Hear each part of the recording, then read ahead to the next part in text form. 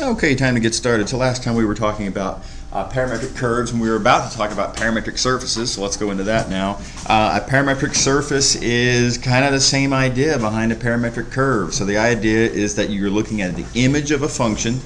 You've got a function, domain, target, right? And inside of the target, you want to look for the points, not the whole target, but just the points that actually come out of the function, that come from actual inputs in the actual domain. So it's real outputs points as opposed to just the world that the outputs are required to land in. Okay, so now what if your domain is two-dimensional instead of one-dimensional? If you have a one-dimensional domain, we argued last time, you'd kind of expect to get a curve, and there are a few exceptions, and sometimes you get something a little different.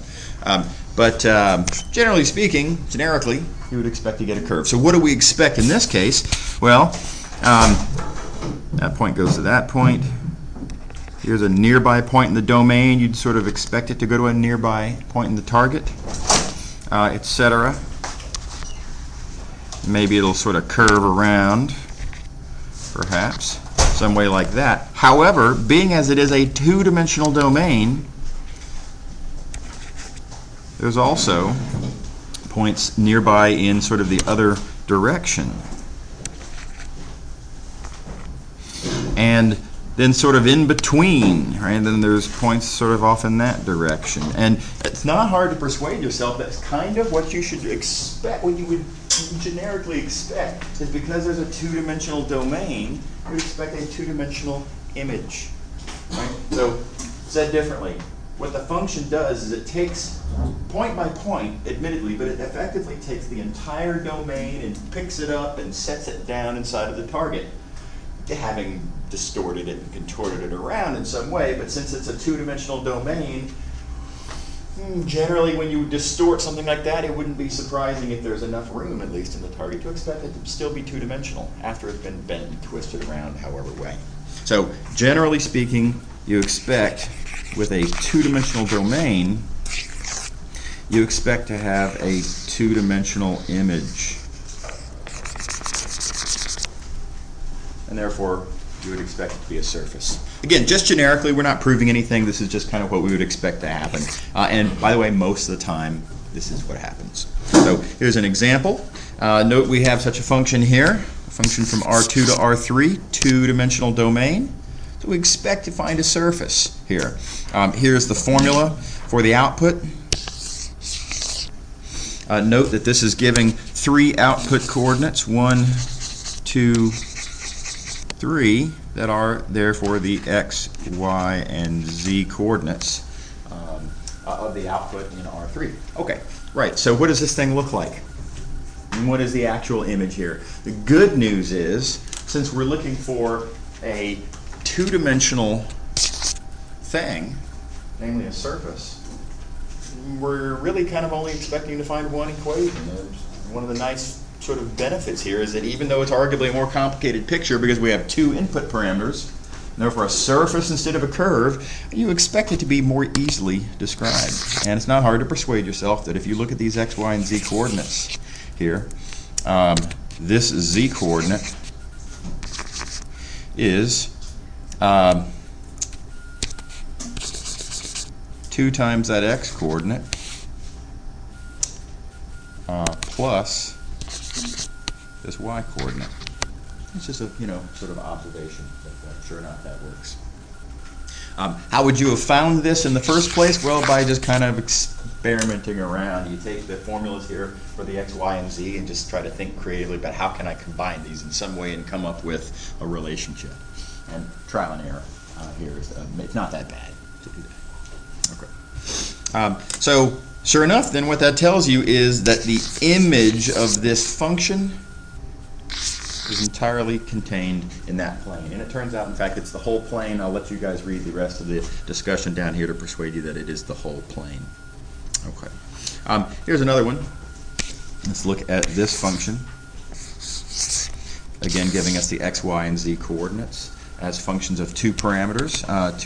In this case, I'm using the lowercase Greek letters phi and theta for these parameters, and you might see why very momentarily. In fact, don't these formulas here look very much like the formulas for the rectangular coordinates of a point with given spherical coordinates? Right? This is our rectangular to spherical, or spherical to rectangular conversion formula, with one exception, and that is there's no rho in there.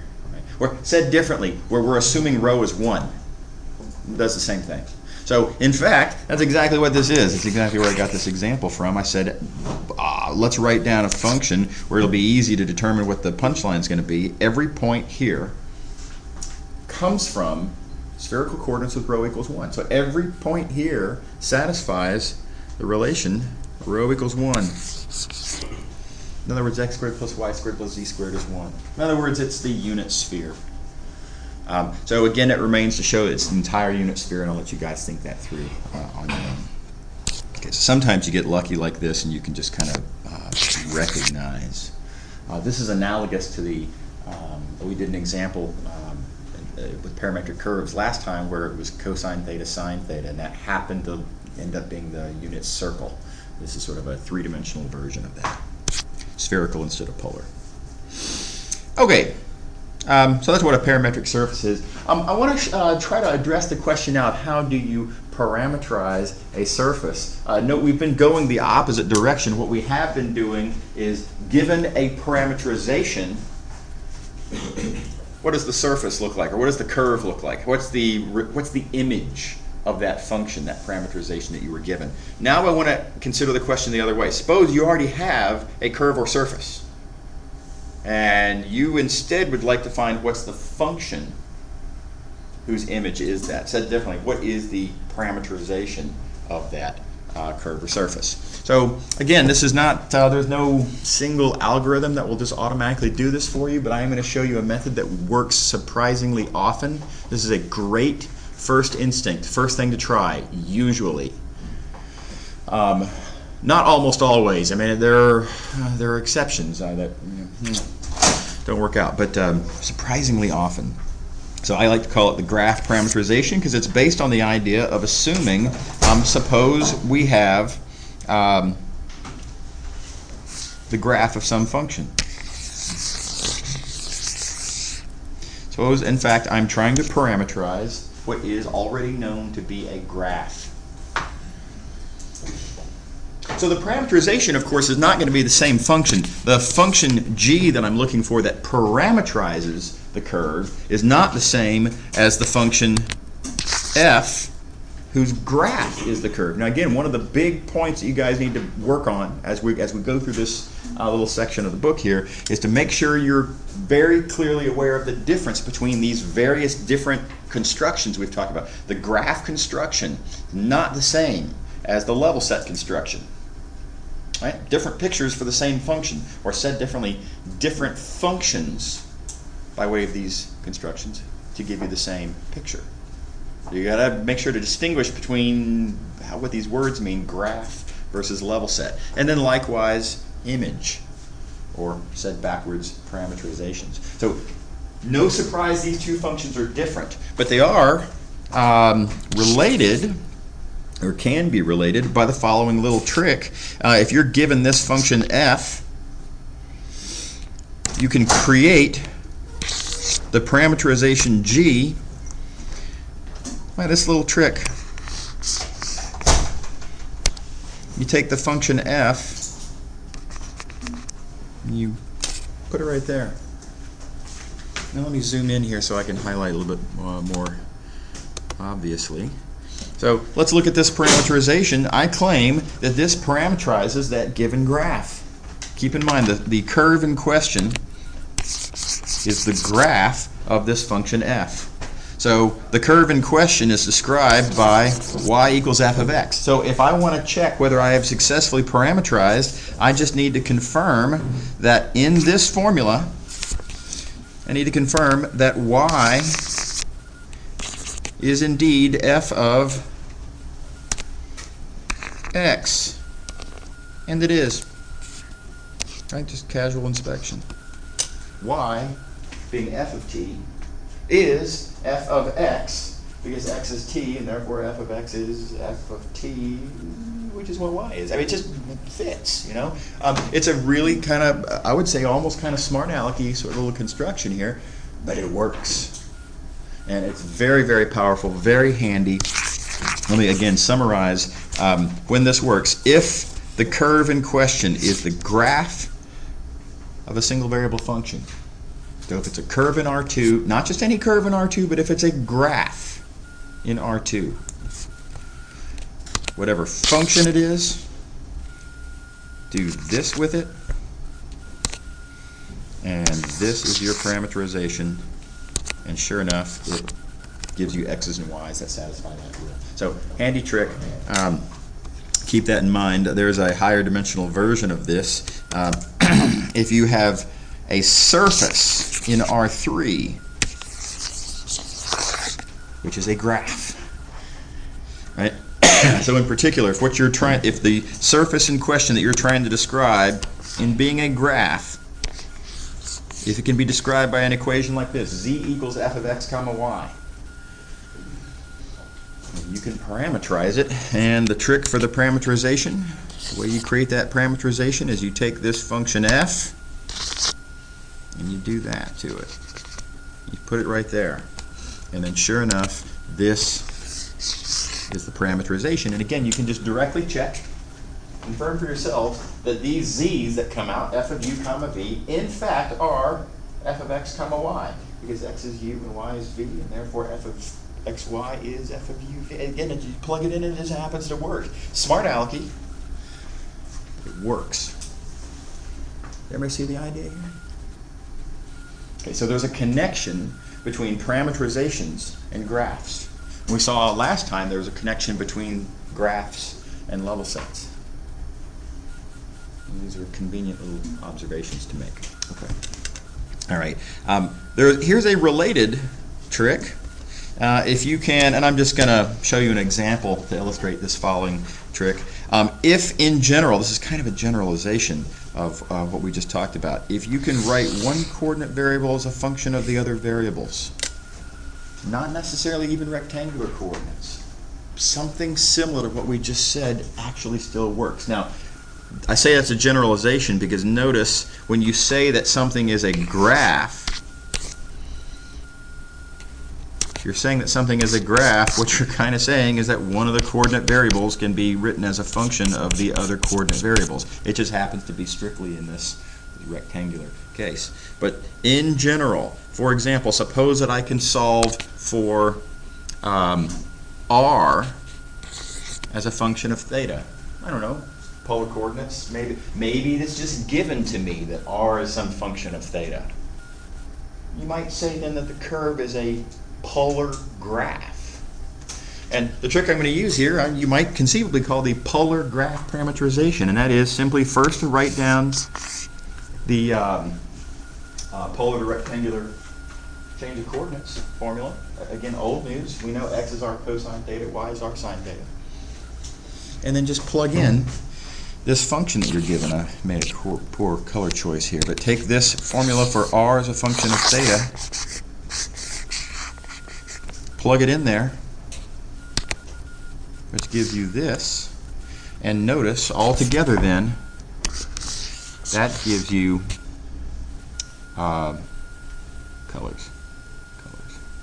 I'll use purple.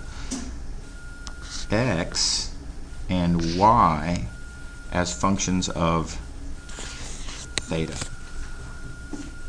That's a parameterization. X and y as functions of a single parameter. It's not t in this case, but it doesn't have to be t. You could rewrite it in terms of t if you'd like, but you don't have to. And what we have here again is a parameterization. So this is again, you might call this little trick here the polar graph parameterization, in that it's morally the same idea as the graph parameterization, just in the context of polar coordinates. So stare at this. Give this time, let this sink in, see how this trick works, and persuade yourself that in fact we have created a parameterization of a curve. And here's an explicit example. Suppose that you are given that curve. R equals e to the power of sine theta. Now, we could probably think through and draw a picture of what this looks like, but it would take a lot of thinking to think about, plot a few points and try to persuade yourself of what's going on here. There'd be a certain amount of effort, though, to draw this picture. I don't even have to know what the picture looks like in order to parameterize this curve. I note r as a function of theta, plug in per the above observation, r as part of r cosine theta and r sine theta, and altogether I have x and y as functions of a single variable theta. That's a parameterization of this curve. You can parameterize something without even knowing what it looks like. Very cool trick. Okay. There's a couple other examples I'm going to let y'all read here. Maybe I'll make a quick observation. This one is a spherical example where I'm given rho as functions of phi and theta. Same basic idea. Plug in that formula for rho where it belongs in the standard formulas for x, y, and z in terms of spherical coordinates. And there's your parameterization. And here's an example. If rho is that function, now again, what does this look like? Can I draw a picture of this? Oh, gosh, maybe I could probably sort of, it would take me a while. I'd have to think about how would I even draw? It's three-dimensional. The drawing would be a real challenge. It's sort of a lumpy sphere in some sort. But plugging that formula for rho in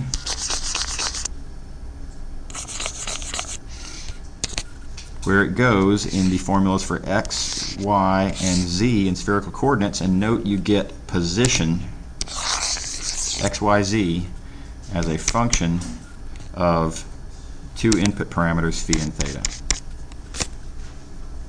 And that's a surface parameterization.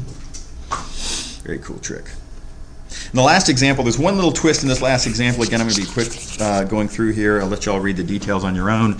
Here, I give you an equation describing the surface, and notice in this example, I have not given you any of the variables in terms of the others. Here, you have to make the insight that you can, in fact, solve for one of these variables in terms of the others. Now, you want to think it through, which variables here can I solve for in terms of the others, and choose wisely.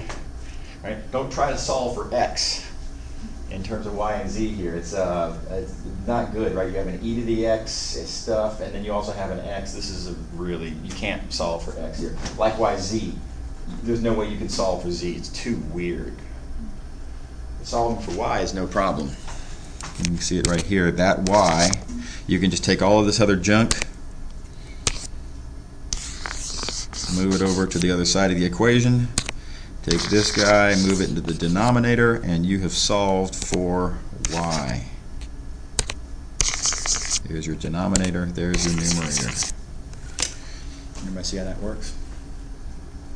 Now you have one of the variables in terms of the others, and you do the usual graph parameterization trick. I'm going to let you guys read the details. It's a little bit different because it's y instead of z. Make sure to read that. Make sure you're comfortable with the details of that example. Okay. All right, so that's it for parametric curves and surfaces. This next section I'm going to go through very quickly. There's a lot of examples. Really, the purpose of this section is just to show you a bunch of examples of how the various different techniques and tools and constructions that we've talked about over the last 3 or 4 sections can all kind of be used, it can all kind of come together in interesting examples. So I'm not going to go through all of them, there's too many. I'm going to go through 2 of the examples and make one initial observation here. I want to remind you of what the vertical line test is. Does everybody remember the vertical line test? So, pretty easy idea. If you have a curve and you would like to know, can I think of this curve as a graph? You have to consider all possible vertical lines going through the curve. Confirm that in each case, it intersects the curve once, right? And if so, then it's a graph. On the other hand, if you have a vertical line that intersects the curve more than once, then it is not a graph. Right, old idea, Algebra 1, way back when, right? Okay, so there is a higher dimensional version of this. Likewise, if you have a surface and you'd like to know, can I view this surface as being a graph of some function? It's a vertical line test. So again, you're going to be looking at vertical lines, hoping to confirm that they intersect. What color did I use there? Yeah, okay. Hoping that they intersect once, all of them in all cases, and therefore you have a graph. And it's just a matter of doing the algebra to solve for, in this case, z. It's a function of x and y. And wanting to make sure that it does not work out that you have multiple intersections. In which case, again, that surface is not a graph. Okay. Everybody see the analogy to the single variable version? It's really the same idea. The punchline is if you have this correct number of intersections, if you always have exactly one intersection with a vertical line, what that means is that for every x and y, there is exactly one corresponding value of z.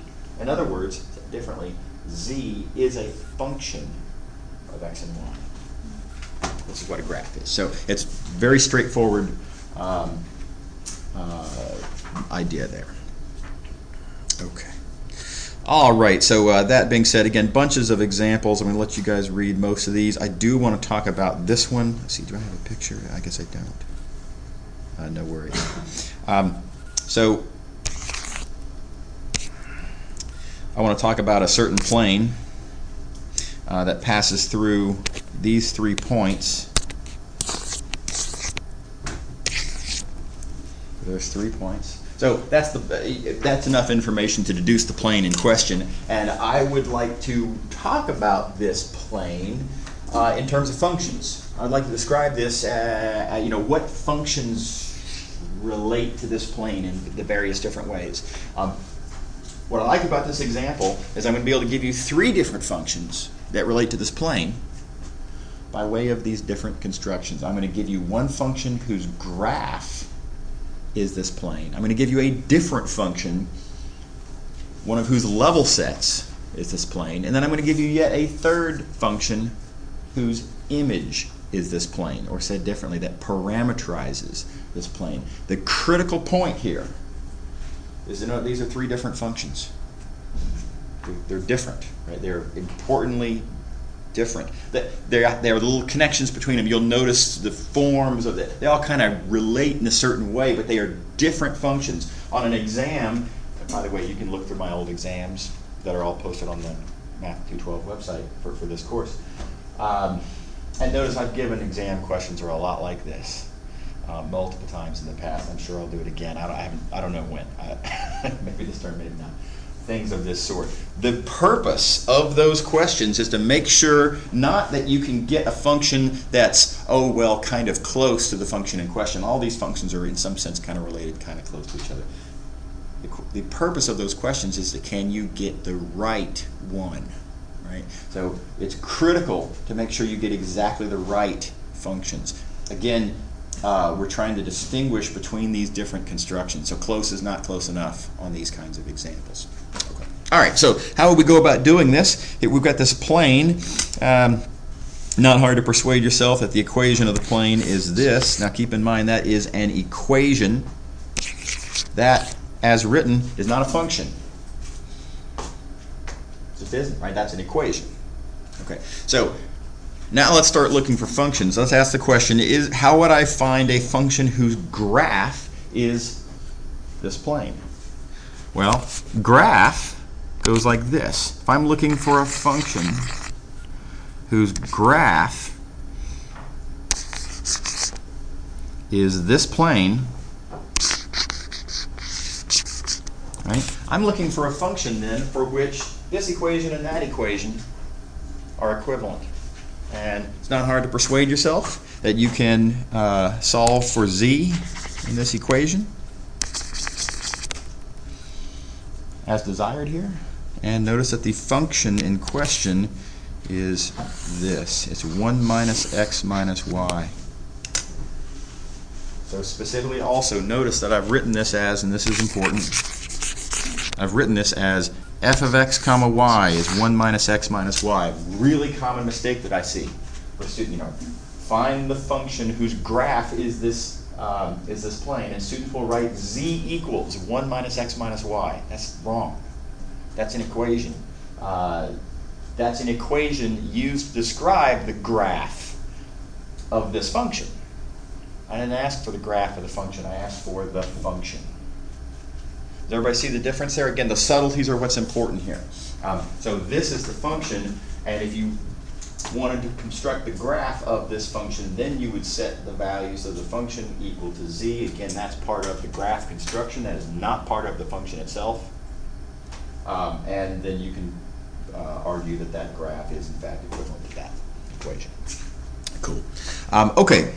Likewise, let's find a function whose level set, one of whose level sets is this plane. Well, there's the equation. And if I want to know what is a function such that when I set that function equal to a constant, I get this equation, well, it's not hard to persuade yourself that this function is a function which, when you set it equal to a constant, gives you that equation, namely that plane. So this is a function whose level set, one of whose level sets, is the plane in question. Now, happens to be that I picked a function which, when you set it equal to 1, gives you that plane. If you want to subtract that 1 over the other side of the equation and then argue that you write down then a different function which, when you set it equal to 0, fine, no problem. Right? I didn't say which level set. I just said a level set, so you have some choices there. Okay. All right. Lastly, how would I parameterize? I'm going to use, you'll notice here, the graph parameterization. I already know the function whose graph is the plane. And that's just the graph parameterization of that function. So altogether then, again, I think it's really important to observe that we have here 3 very different functions. Sure, they kind of look sort of related, kind of alike, in connection in certain ways. And the algebraically going from one to the other, not bad, right? They're different functions.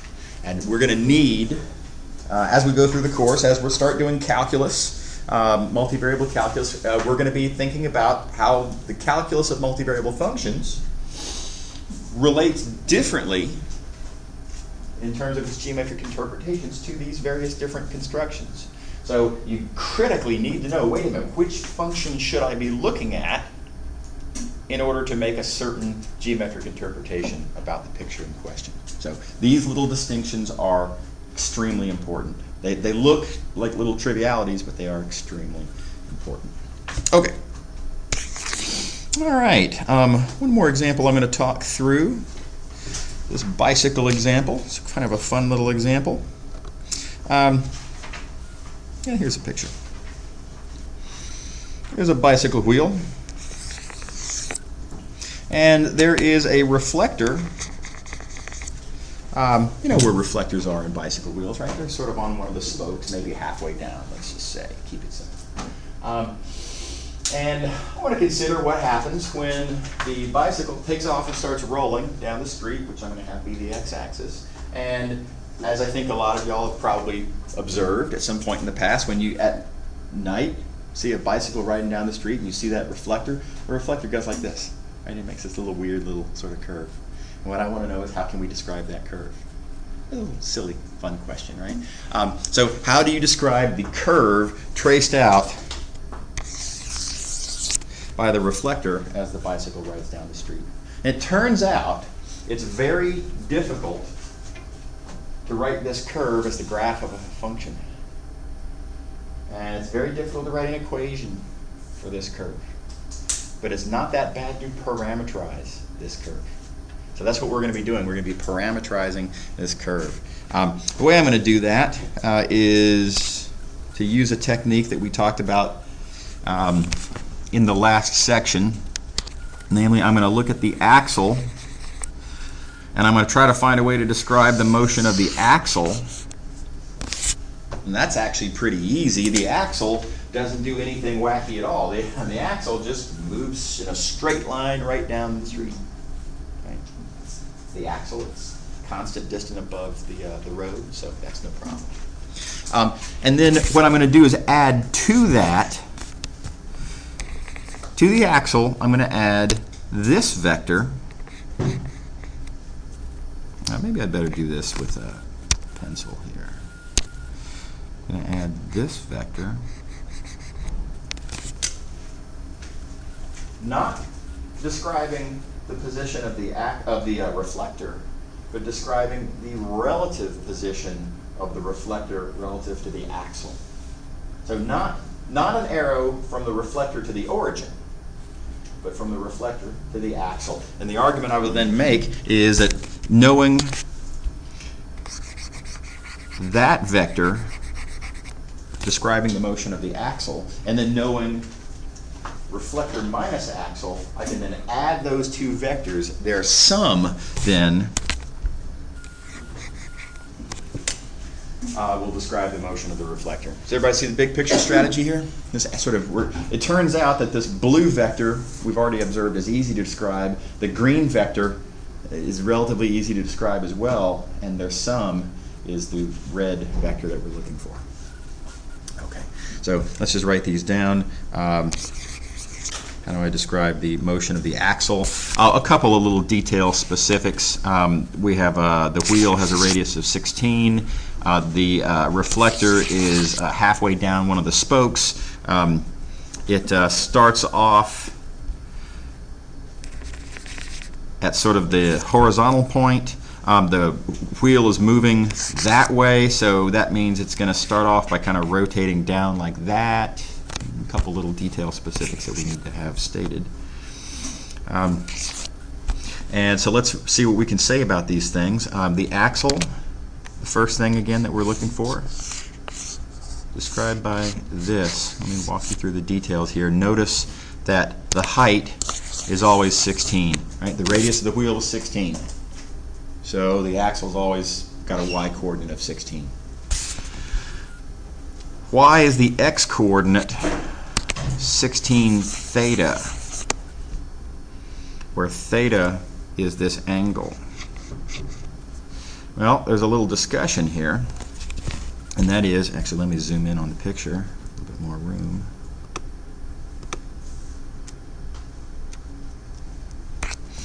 That angle theta, that shows how far the wheel has rotated. You know, the reflector had been here and now it's here. So that angle theta is the same as this angle theta. And this distance, think back to your high school geometry class. The arc length along a circle is the radius times that angle. Right? So critically, and here's the important sort of critical point here, the distance, the amount that the wheel, the amount of wheel that has moved along the concrete is the same, whoops, bad color choice, the same as the amount of concrete. This is just a fancy way of saying, look, the wheel doesn't slip as you go down. The amount of rubber, there's sort of a, because it doesn't slip, the amount of rubber that has seen concrete is the same as the amount of concrete that's seen rubber. Does that make sense? Otherwise, there'd be slippage or something like that. So this distance, again, is 16 theta, because that's the radius and that's the angle, and therefore this distance, the x-coordinate, is also 16 theta. Okay, is everybody happy? A couple little details again in here. You know, make sure I'm going to go through this at a pace that's, you know, maybe you're not going to maybe follow every little bit as we go along, but I want you to see what the ideas are as we go through here, and then you can check through and fill in the details for yourselves at a later time. Okay. Right, so now what about this vector? Again, this is not a vector describing the position of the reflector. This is describing the relative position relative to the axle. So I want to know what's this green vector doing as the bicycle rides down the road. Well, here's the good news. That green vector is just going around in a circle. Now the reflector is doing this weird thing and going down the street, but the green vector, the relative position of the reflector relative to the axle, is going around in a circle. So sines and cosines. Keep in mind the reflector is a distance that's halfway down one axle. That means that distance is 8. And think about the fact that it's going clockwise instead of counterclockwise, and this is just a sine and cosine game. And the details, punchline, is that it works out like this. This relative position, not of the reflector itself, but of reflector minus axle, 8 cosine theta, and then minus 8 sine theta. So again, think about the pluses and minuses and the cosines and sines and persuade yourself. That's that green vector. Altogether, I know what the axle is. I know what reflector minus axle is. And then I add those to get the position of the reflector itself. The reflector itself is parameterized by that. So not that bad, really, to parameterize. You have to draw the picture and realize, wait a minute, the vector that I'm looking for relates to what other simplerly, more conveniently described vectors, and then add them appropriately. Everybody see the big strategy here? A couple of details for you guys to go through and check on your own. Okay. So there's some homework exercises that involve bicycles and reflectors. And you're going to be using this same basic game plan to answer those related homework questions. Okay. All right. Okay, several more examples. Again, I encourage you to read these on your own. Oh yeah, here's the bicycle examples. Side note, if I remember correctly, just to, most of the homework assignments are, most of the exercises that are in the book. Specifically, though, in this case, item number 4 is not assigned. If you look on the syllabus very carefully, it's just 1 through 3 that are assigned. 4 is a good one. I encourage you to look at 4 if you're looking for a challenge, right? But it is kind of hard, and it's just there's some additional complications in there. And if you're comfortable with 1 through 3 and you want to push yourself, give number 4 a try. All right, so moving along to limits and continuity. Now, y'all have seen limits before, I know. I want to talk about limits a little bit before we get into multivariable limits. We'll talk about single variable limits, in other words. And I want to go through this in some, enough detail to make sure that everybody is aware of the definition of a limit. Now, what a lot of students have seen on limits in single variable calculus courses is kind of hand-wavy, and that's not entirely inappropriate in a single variable calculus class, because the rigorous definition of a limit is some details. It's a little bit confusing, right? But we're going to need to be able to write down the multivariable definition, the definition of a multivariable limit, and it's been very, very dramatically based on the single variable definition. So I want to make sure everyone has a reasonably comfortable grasp on the single variable definition of a limit. So the idea is this: suppose you have a curve, and let's presume that this curve is the graph of a function, and furthermore that function is not defined at some point A. So there's a gap here. There's nothing at that point A. Now there might actually be something there, but the point is since I'm defining the limit, I don't want the limit in any way to depend on what that value might be, so I'm going to assume it's not even there at all. So throughout this definition, what you'll notice is I'm going to define what I mean by the limit. The limit's going to be, that value, it's going to be where that point is that isn't there. Right? It's a hard thing to talk about. It's going to be where the hole is, right? But I'm going to do it without ever saying f of a, because there is no f of a, or if there is, I certainly don't want to make reference. I don't want to be tied down to that. Okay.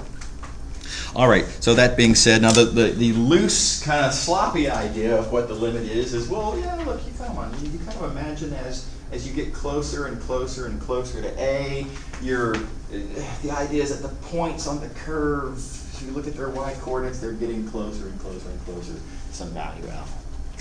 Right? And that is consistent with the picture we're interested in.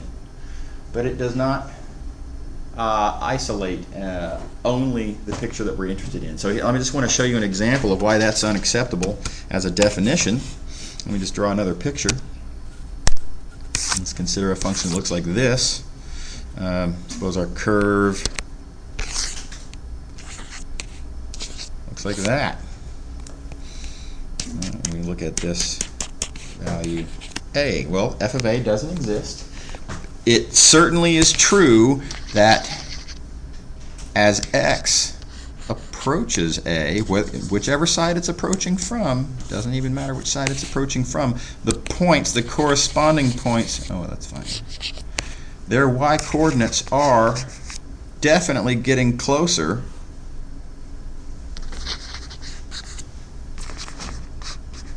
to, oh, I don't know, let's say that value. Right? As you get closer and closer to a, look what the function's doing, look at the values of the function, they are getting closer to L.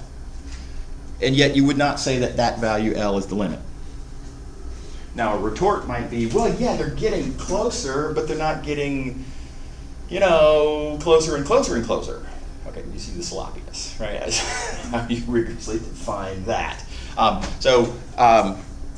That's in fact exactly what we need to do. We need to be able to make a precise definition of what is close enough. How close are we talking about? And let's make sure to say it sort of precisely and rigorously. So let's go back to this picture. Here's the idea. I want to be able to describe closeness to L precisely. So I'll use, yeah, cool. Okay, so there's L. I'm going to say, arbitrarily, that this blue interval on the y-axis, I'm going to say that the points in this blue interval are close, in a certain sense of the word, they are close to L. Now, what sense of the word do I mean if I say that those points are close? Well, close in the sense of whatever is that value epsilon. That's what we call the radius of this interval. So these are close to L in the sense that their distance to L is less than epsilon. So epsilon, in the definition that we're going to write down, we're going to use epsilon as a sense, a certain notion, a certain sense of what we mean by close. And the smaller epsilon is, the stronger our statement that the points are close to L will be. The smaller epsilon is, the more strict we are in saying something is or is not close. Okay. Likewise, on the other axis, if I want to talk about points, you know, x as it approaches a, I'm going to say those points are close to a, close in a certain sense of the word. What sense? Well, in the sense of, again, the radius of that little interval. Then I'm going to use the lowercase Greek letter delta. These are standard choices, by the way, epsilons and deltas. So, in the sense of the word delta, these green points are the points that are close to a. Okay. That having been arranged, let's consider this little statement here, and look through what this statement says. This statement says, for every epsilon, now keep in mind what epsilon is. Epsilon is our way of describing just how close do we mean that something has to be to L. And notice, I'm going to be using this as part of my conclusion down here, that I need f of x, the distance from f of x to L, to be less than epsilon. Said differently, I need f of x to be close to L. So another way to read this then is no matter how close I need f of x to equal to L, for all values of epsilon, no matter how small epsilon might be, no matter how close I need the function to get to L, there is a delta. Keep in mind what delta is. Delta is a way in which we describe what it means for points to be close to A. So there will be some sense, some notion, a sense in which I might say that x is close to A that will make this happen. So no matter how close I need f of x to get to L, I can require delta, I can require x to be close to A such that whenever x is close to A, I do indeed get to draw the conclusion that f of x is close to L. In other words, no matter how close I need to get, I can get that close. No matter how close I need the function to get to L, I can make that function close to L simply by requiring that x be close to A. Again, with these epsilons and deltas used to describe what I mean by close. Okay. Another way to say this, and this is a really elegant phrasing, is that I can get the function arbitrarily close, no matter how close you need it. I can get the function arbitrarily close to L simply by requiring x to be sufficiently close to A. So this is a precise statement. There's no you-knows in this statement, right? There's no appeals to ideas of infinitesimals or anything like that. These are just real numbers and a condition that it's all just distances and less than, greater than, etc. And yet I've described a really deep idea, namely the idea of a limit, which is the foundation for all of the big ideas of single variable calculus. Really cool idea. It's a really important definition. Interesting side note, Newton never came up with this. Newton did a whole bunch of calculus back in the 1600s, after also, and never really quite was really precise about what he meant by limits. And as if you're taking a derivative and the idea is you're looking at the rise over the run, and he kept talking about how, well, yeah, you need to get really, really small and infinitesimals, and never really quite made sense out of what that stuff means. This didn't come around until the early 1800s, 150 years later at least. So interesting little bit of history there. Okay. All right, so that's what this epsilon delta definition of a limit is. Again, the function gets arbitrarily close to the limit when the input point gets sufficiently close to A. Okay. One little detail. You'll notice that when I was talking about x being close to A, arguably that says x is close to A. And the question comes up, why do we insist, or why do we sort of exempt from consideration the possibility that that distance might be 0?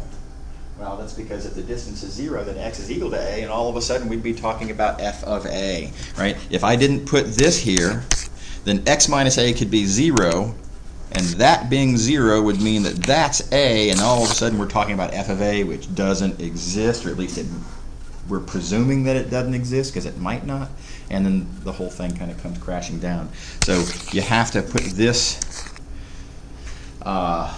little detail in there to make your definition play by the rules. Okay. All right. So, right, fine. There's going to be some exercises on the homework where you'll kind of make use of this definition and make certain arguments about what functions do and don't satisfy this rule. Maybe I'll draw a couple of pictures. Let's look at this one. We talked about how this kind of satisfies our sloppy, hand-wavy notion of, look, as x gets closer, then the value of the function gets closer to L, and sloppily this kind of would seem like it maybe kind of satisfies that sloppy definition. But this does not satisfy our new epsilon-delta definition. Doesn't, right? Because in our new epsilon-delta definition, I guess I'll leave some of this. Oh, man. Okay. Well, I'll just do it like this. Keep in mind, in our new epsilon-delta definition, we get to make epsilon as small as we want. So what if I made epsilon that small? Specifically, what if I required that the function gets that close to L? In some sense, what if I made epsilon smaller than half the gap, if you will? Well, is there a delta? Is there some sense? Is there any way that I can require? Oh man, I did it again. Is there any way in which I can require x to be close to a? Is there any little gap, little interval around a, such that these values always land between the yellow lines? And no, there isn't. It doesn't matter how small it is. The values of the function, not only do they not always, but in fact they never land in between those two yellow lines. So this, the epsilon-delta definition helps us eliminate this as something that would qualify as a limit. And we want to eliminate this. That's not a limit. We want this picture to be ruled out by our definition, and it is. Everybody see that? Here's another picture, related kind of picture. Let me see where this goes.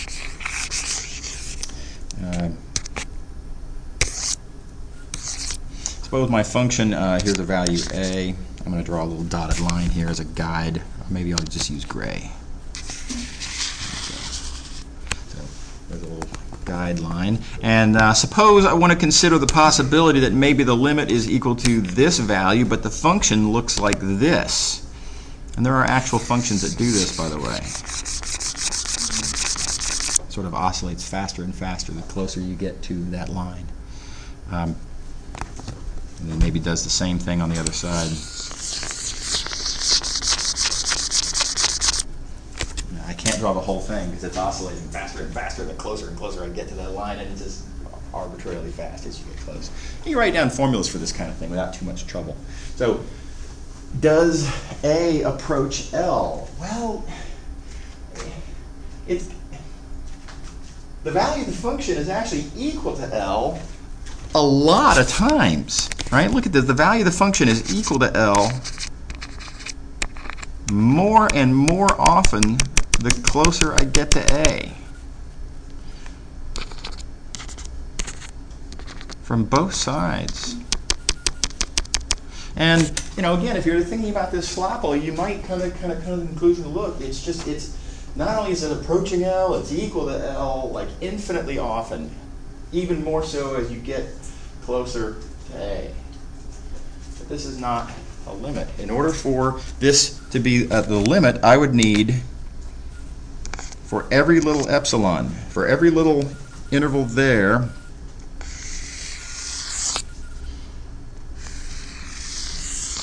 I would need to ensure that there's always some way to make an interval down here such that all of these values always end up in that little yellow interval. And they don't. No matter how small that is, there are going to be points. I need a color here, I'll use green. There are going to be points where the value of the function is outside of that interval. So sure, the function is equal to L infinitely often. That's not the test. That's not the requirement for being a limit. It is also, it simply does not get arbitrarily close to L. I guess you could say it gets arbitrarily close to L, but it doesn't stay arbitrarily close to L. So not a limit. And good news, again, right? I mean, this is not a picture that we would want to be included in our definition. When we look at this picture, you shouldn't think L is the limit, right? It's just not doing this. It's not getting down to business and actually approaching uniformly, consistently toward that. The point that isn't there, the point that we have in our mind that we want to think of as being the limit. Okay. Does that make sense to you? So this is the definition. It conjures exactly the right image. Side note, let me make a philosophical point here. This is a choice. Definitions are always choices. Remember, we talked about this back when we were talking about vector addition. We defined vector addition and we wrote down a motivation for it, subsequently a formula for it, but it was a choice. We made our choice because it was consistent with an application that we had of vectors. And that was nice. That makes it a good choice. It makes it a useful choice. Likewise here, this definition is a choice. And the reason we make this choice is because it conjures the right image and it eliminates the wrong images. So it makes it a good choice. It is nevertheless a choice. Okay. All right, so that's all I'm going to say about, well, okay, now I'm going to start segueing into multivariable limits. So this picture, again, this is the picture that most students see when they're talking about limits. They look at this kind of a picture. As you might be able to anticipate, I'm going to complain about this picture. There's something limiting. Oh gosh, what a terrible pun. Sorry about that. There's something constraining. I walk into inadvertent puns way too often. There's something constraining about this picture in that it's a graph. The graphs are very dimensionally inefficient, right? We can only really draw graphs in these very constrained situations, and we'd like to have a picture that is more conveniently conducive to multivariable examples, and graphs are not a good tool to be using. So I want to redraw this picture now in a different way that doesn't put this dimensional constraint on me. So here it is. Here's the same picture. Morally, same picture. Instead of drawing it in the graph context, I've simply drawn the domain and the target separately. And again, this is really a very natural way to think about a function. A function has a domain. This is where the inputs come from. It has a target. This is where the outputs land in.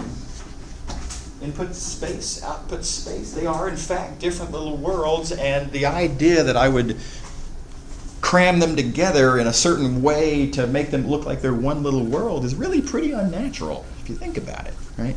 So let's think about it this way. And you'll notice that this has got everything on it that I need, just minus the graph picture. Specifically, no matter how close I need the function to get to L, I can arrange for some requirement for x to be a certain amount of closeness to a, such that all of these x's in fact do give rise to f of x's that are in fact, as required, that close to the limit value. So everything you need in the picture is there. I don't really need to know what the curve looks like. I don't need to see what the curve looks like in order to write down the definition. So that's the picture that I want to work off of. And the idea of how to extend this to the multivariable context is to just draw a multivariable version of these things. Instead of a function from R1 to R1, I would like instead to consider a function from R2 to R1. Maybe I have a function from R2 to R1 and the domain's two-dimensional. Here's a two-dimensional domain. Target is one-dimensional, there's a one-dimensional target. And all I've done in this picture now is draw the analogous stuff. So specifically, this little picture of what I'm going to be doing in the target, exact same picture here. The target is still one-dimensional. So I don't even need to modify that at all. The only thing I need to modify is this business here. This part of the picture of single variable limits is a way of describing what it means for a point x to be that close, at least that close to that point A. what would that naturally look like in a two-dimensional context? If I want to talk about the points that are at most a certain distance from A, well, A now is a point in R2. That maximum required distance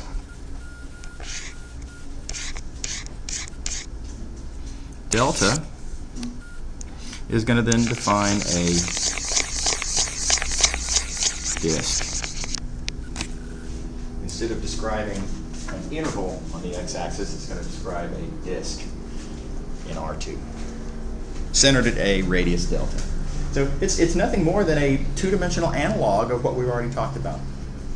Again, so when we write down the definition, and here it is. Let's see if I can fit it on the. Yeah, look at that. I can fit the whole thing in. Good deal. When we talk about distances, closeness, etc., no matter how close, I'm going to require f of x be to L. That's this part of the picture. There is going to be some notion of distance from x to A that will make that happen. It's just that now those distances are two-dimensional distances. They're magnitudes of a vector as opposed to absolute values of a difference. Morally, same idea. So this is where the definition of a multivariable limit comes from. So here's that definition. The idea of it is that it is based on this picture being entirely analogous to this single variable picture. Okay, that's enough about the definition of a limit. So now I want to go on and talk about how to calculate multivariable limits, how to decide if they do exist, if they don't exist. Sometimes they don't exist. No surprise. Single variable limits don't exist sometimes. Right? Likewise, multivariable limits are going to fail to exist sometimes. So what are the various different ways that you can play with this? Here's the bad news. The bad news is that there's no single method that will always allow you to come to the conclusion that you need. I'm going to be able to show you certain techniques that work in certain situations, and again, it's not going to be exhaustive. It's not going to be, every example that you could ever conceive of can be resolved by the techniques I'm going to show you. It's too hard. Here's the good news. I'm not going to ask you to consider any cases that can't be handled by the techniques I'm going to show you. So anyway, full disclosure though, again, we're not going to be able to consider all possible cases.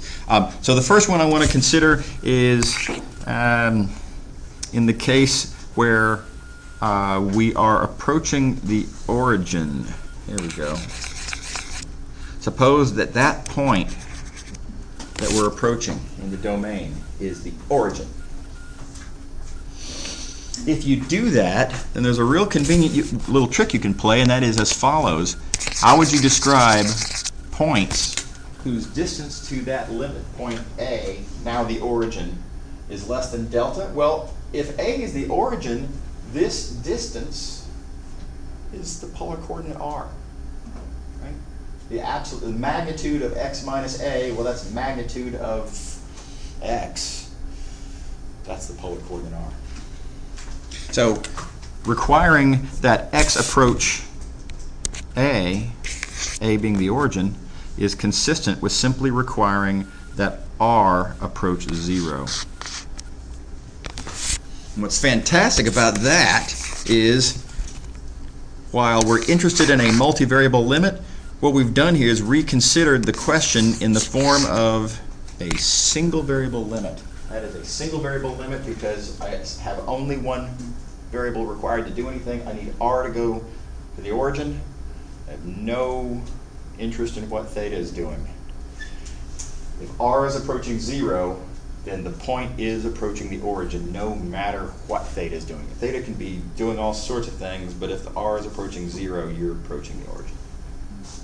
That's a neat trick. It allows you to compute certain multivariable limits. Here's a great example. Look for this multivariable limit. Note multivariable.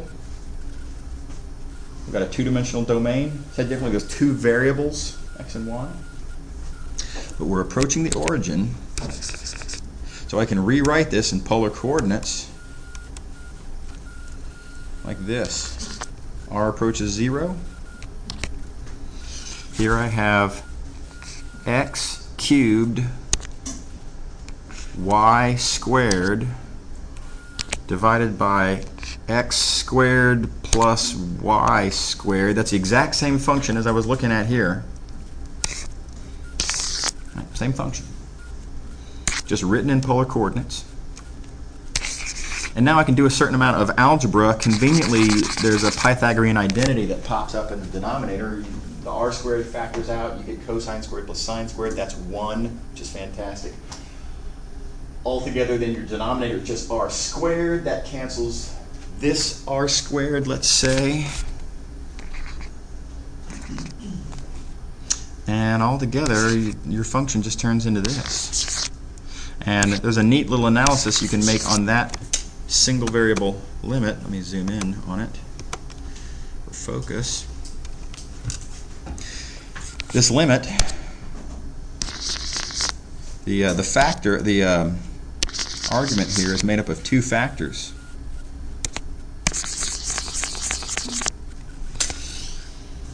And conveniently, this first factor, r cubed, if r is approaching 0, r cubed is approaching 0.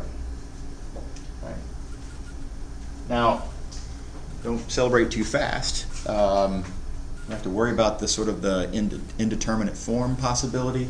You know, the fact that one factor approaches 0 doesn't eliminate the possibility that maybe the other factor approaches infinity. You might have one of these L'Hopital kind of deals, right? But it doesn't. Look at this. This other factor doesn't it's bounded. Doesn't go anywhere. It might get as big as 1. It doesn't actually, but certainly it's very easy to argue this is never outside of the interval from -1 to 1. So this is bounded, doing nothing scary, and this is approaching 0. The product then is approaching 0. So this limit is equal to 0, and therefore this limit also equal to 0. That makes sense? Pretty cool trick. Again, heads up on this, make sure that you are careful that you indeed can bound that yellow factor. What's left over after you make an argument about what's happening to the r is you need to know that that other factor is in fact bounded. If it's not bounded, absolutely independently of theta, your argument fails. This doesn't work. All right. So what else can we do? So there's a common misunderstanding about multivariable limits, and I need to make sure that you guys don't fall into. It's going to be based on this picture here. So again, we've got some base point that we're approaching, A, and we're conjecturing that there's some value. That's the limit, and we know that the idea is that, well, we want to consider points that are sort of approaching A. As we approach A, we want to make sure that the values of the function approach L. Okay, it is tempting to get your hands on that by considering these straight line paths, considering these points X that are just A plus TU. Arbitrarily, I'm going to let just U be a unit vector. It doesn't really matter. I only need U to define the direction that the line is pointing. And let's consider what happens when T approaches 0. Now, I appeal to your intuition. If U is a unit vector, and if T is approaching 0, X is approaching A. Right? So maybe I can describe the idea of the limit as x approaches a by just simply saying t approaches 0. Now, there's a problem with that, sort of an obvious problem. That is, I'm only then looking at the values of the function along that line, described by that direction, described by that unit vector. Okay, so that's not fair. I mean, obviously I have to consider what happens in all possible directions. So then the temptation is to say, suppose I consider all possible unit vectors, all different directions from which x might approach A, require t to approach 0. Shouldn't that do it? It is very, very tempting and alluring to think that, yeah, sure, I mean, come on, now we're really literally considering x approaching a from every possible direction. So it is tempting to look at this formula down here and try to describe a multivariable limit by considering what happens when t approaches 0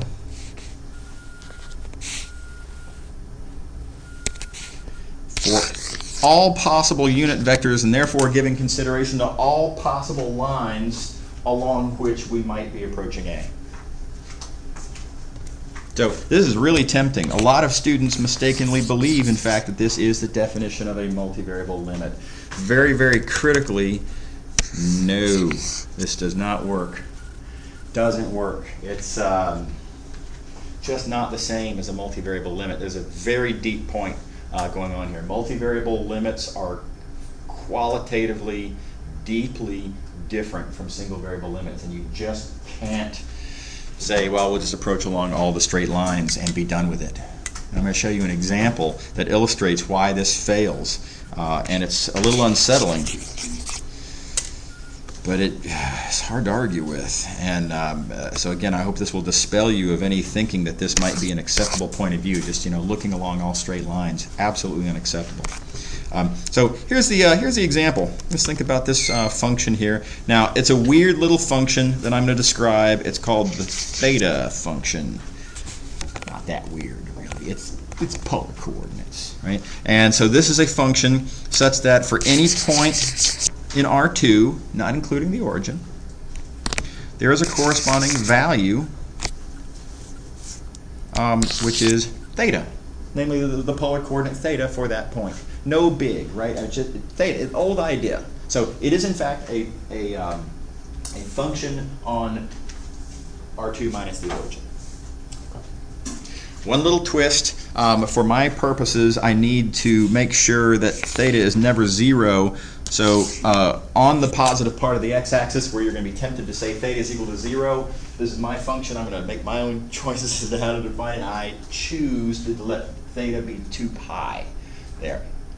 Right? And so this is a slight twist on what we're sort of accustomed to thinking of as the polar angle theta function. Okay, so that being the case, here's a function whose limit I want to consider. Given a point x on the punctured plane, this R2 minus the origin, we call that the punctured plane because it's the whole plane except there's a little needle poke right at the origin, so it's not including the origin. Here's my function. It's magnitude of x divided by theta of x. No big deal, right? That's kind of, in some sense, it's like r divided by theta. You just have to keep in mind, I've gone to some trouble now to make sure that theta is never allowed to be 0, and therefore this is a well-defined function everywhere on the plane. Okay, so having done that, let me just ask the question, what is the limit of that function as I approach the origin? Let me zoom in a notch. And I'm going to give you 2 different points of view on this. First, I'm going to take the bogus point of view that we just talked about. I'm going to consider parametric lines approaching the origin. Notice I'm looking at all possible unit vectors u. I'm letting t approach 0, which then forces all these parametric lines to approach the origin, which is what I'm interested in. Seems like it ought to be a reasonable analysis. So let's compute these single variable limits and see what we get. Well, good news. Tu is pretty easy to work with. What's the magnitude of the vector Tu? Well, u is a unit vector. Magnitude of Tu then is, well, it's just t. What about this theta? Well, I'm approaching along a straight line. I'm approaching along one of these lines toward the origin, in fact, in this case. So theta is a constant as I approach the origin. As t approaches 0, as I move along this line toward 0, theta is constant. So altogether then, I have something approaching 0 divided by a constant that is never 0. And what happens when you have 0? When you have something approaching 0 and you divide it by something that's never 0, well, 0. Okay, now it would be tempting then by this persuasive, alluring calculation to think, oh, because this is always 0, therefore this equals 0. Very tempting, until you see the second argument I'm going to make, and that is, let's approach in a different way. Let's approach along this spiral. Let's consider what happens as we come in along this curve like that. Notice that for larger values of theta, as theta increases, as I sort of do this, as I move at larger values of theta, my r also gets larger, so I get farther and farther away. So this generates a spiral. If I approach along this spiral, look at what happens to the function. The function, if x is equal to theta,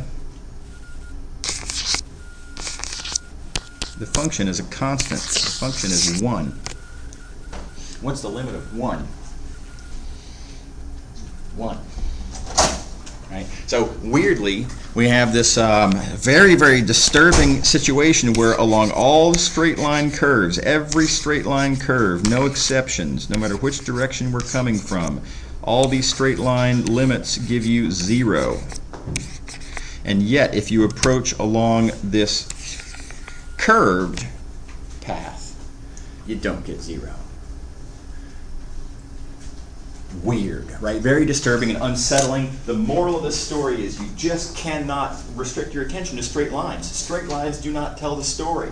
A single variable perspective on multivariable limits does not work. It just does not tell the whole story. It doesn't consider the multivariable nature of the question. So make sure you're comfortable with this idea that you just can't rewrite a multivariable limit as a single variable limit in general.